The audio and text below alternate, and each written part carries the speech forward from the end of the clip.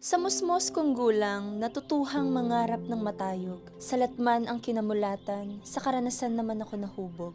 Ginawa kong araw ang gabi, maipanalo lang ang buhay. Nag-aral, nagsumikap, nakapagtapos, naghanap buhay. Pero, sa kabila ng makikinang na ilaw ng masigabong palakpakan ng mga tao, mas nauna kong mahalin ang sakahan at karagatan, at ito ang naging una kong entablado.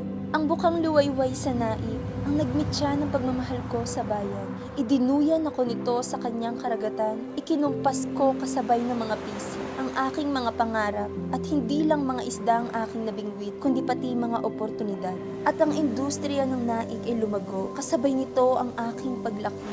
Hindi na lang ako sa alon na ikipagsayaw, kundi pati sa lupa at dayami.